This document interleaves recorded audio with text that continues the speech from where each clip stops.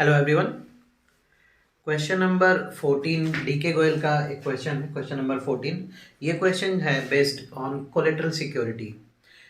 Question को start करने से पहले आप एक बार और समझ लीजिए कोलेटरल सिक्योरिटी होता क्या है। जब भी कंपनी किसी बैंक से लोन लेती है या फिर किसी भी व्यक्ति से अगर लोन लेती है तो वह प्राइमरी सिक्योरिटी के अलावा भी एक और सेकेंडरी सिक्योरिटी बैंक को देती है कंपनी या फिर किसी थर्ड पार्टी को देती है।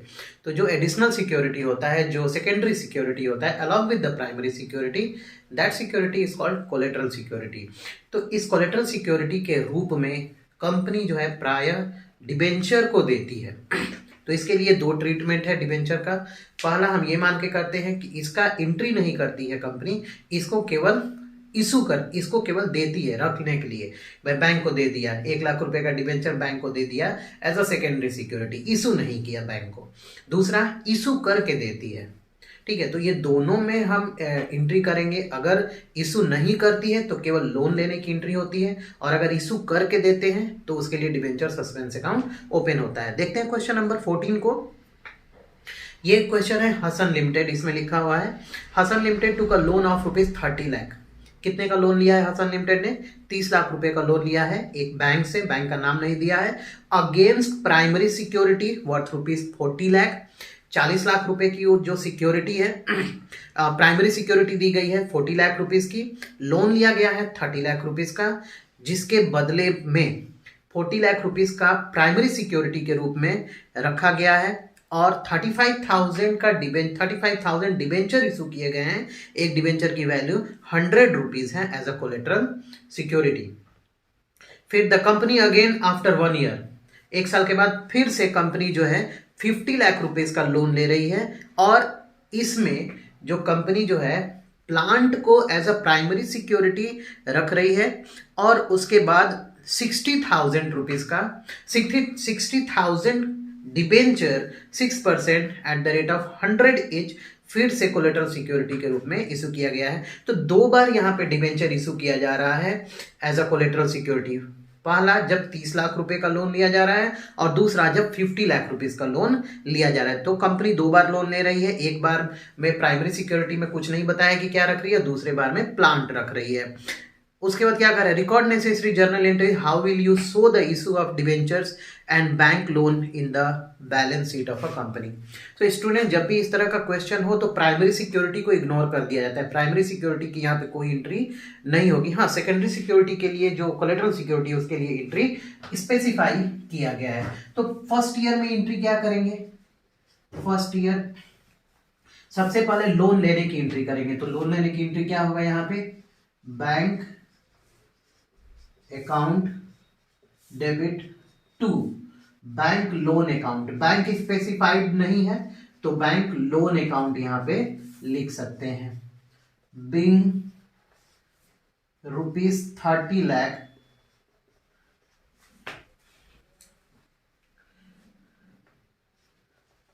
Amount of loan taken.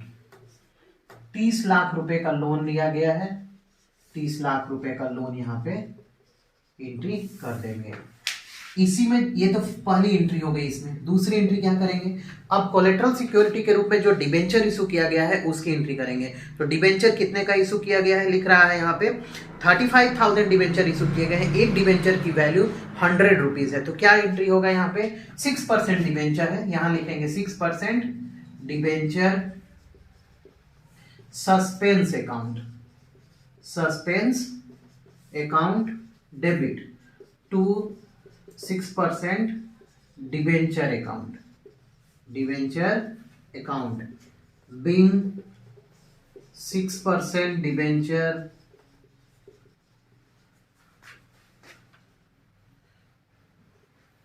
issued as collateral security 35,000 into 100 करेंगे तो कितने का डिबेंचर इशू किया गया है? 35 लाख रुपीस का डिबेंचर जो है वो इशू किया गया है। तो ये तो थी पहले साल की एंट्री। दूसरे साल में क्या करेंगे? सेकेंड ईयर में भी यही करेंगे। लोन का अमाउंट बदल गया है, लेकिन एंट्री वही रहेगी। क्या एंट्री करेंगे? Bank account debit to bank loan account. कितने का लोन लिया गया है? इस बार जो लोन की कीमत है, रकम है, वो है 50 लाख रुपीस का।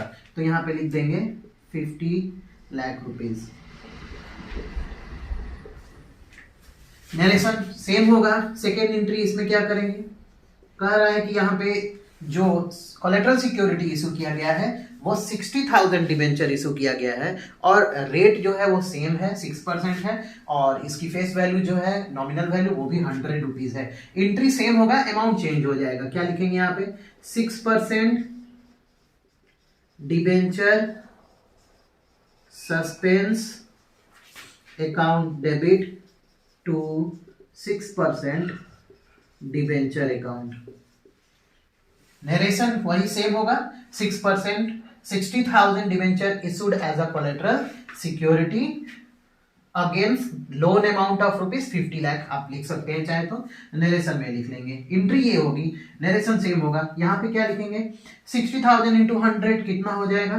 60 लाख रुपीज का डिबेंचर इशू किया गया है। मैं यहां लिख देता हूं narration, being 6%, 60,000 debenture issued against loan.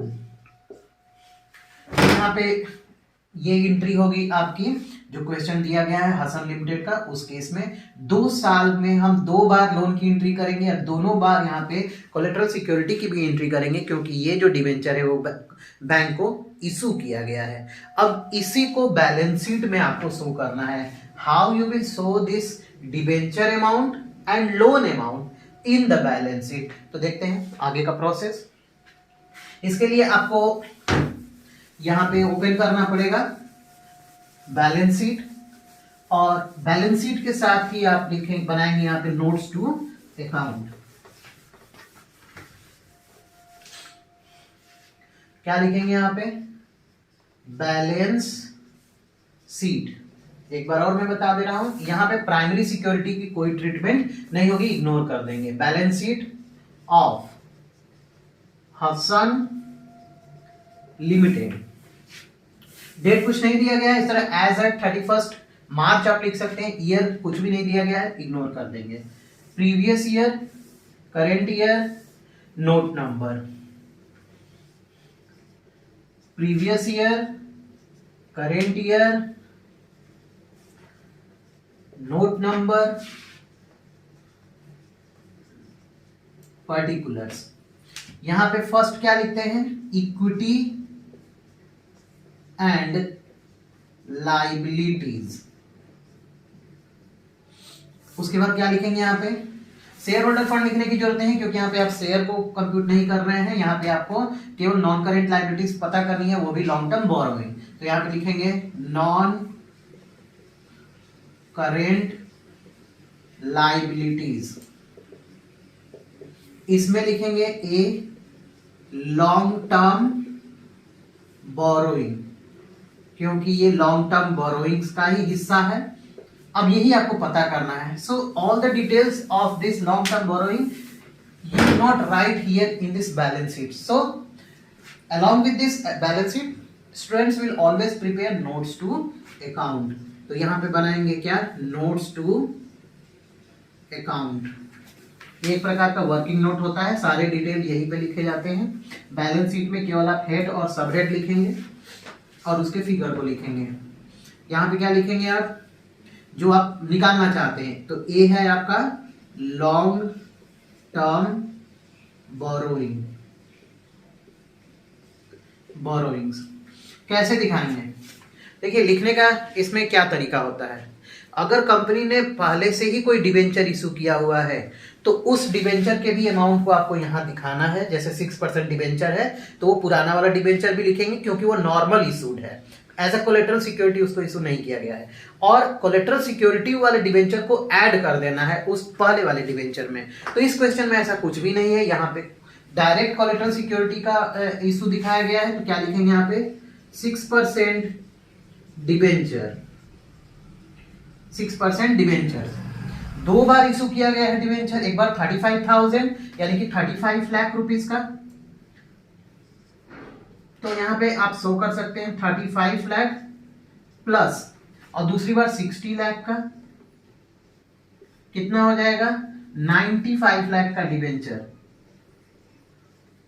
इसमें से सब्सट्रैक्ट किया जाता है 6% debenture suspense account, debenture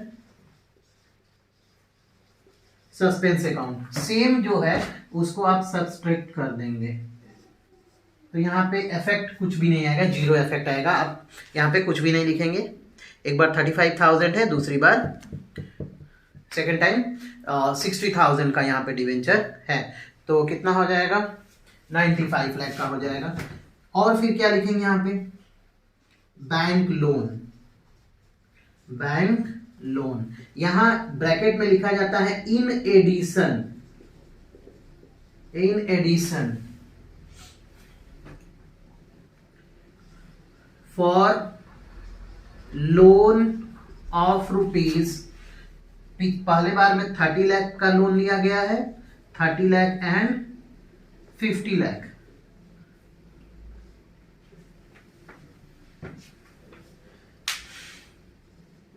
issued as collateral security, collateral security। Bank loan कितने का लिया गया है, तो फर्स्ट टाइम में बैंक लोन लिया गया है 30 लाख रुपीस का, दूसरी बार में लोन लिया गया है यहाँ पे 50 लाख रुपीस का, कितना हो जाएगा 80 लाख रुपीस हो जाएगा। आप यहाँ पे डायरेक्ट लिख देंगे 80 लाख रुपीस। अब क्या लिखेंगे यहाँ पे,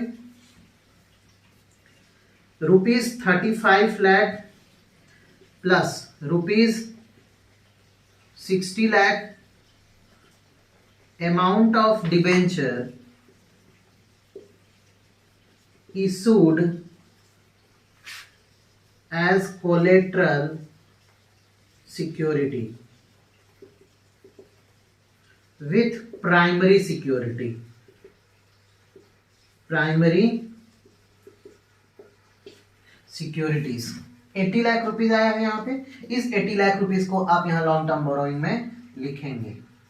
और ध्यान रखिए ये 80 लाख रुपीस जो आया है ये लोन का अमाउंट है, डिबेंचर के इफेक्ट को नहीं दिखाएंगे क्योंकि यहाँ पे डिबेंचर जो है जितना इशू हुआ है वो सब कोलेटरल सिक्योरिटी का है। कोलेटरल सिक्योरिटी को सब्सट्रैक्ट किया जाता है एक्चुअल डिबेंचर से, तो वो निगेटिव जीरो हो जाएगा, उसका कोई इफेक्ट नहीं होगा। तो ये क्वेश्चन सॉल्व हो गया हसन लिमिटेड का।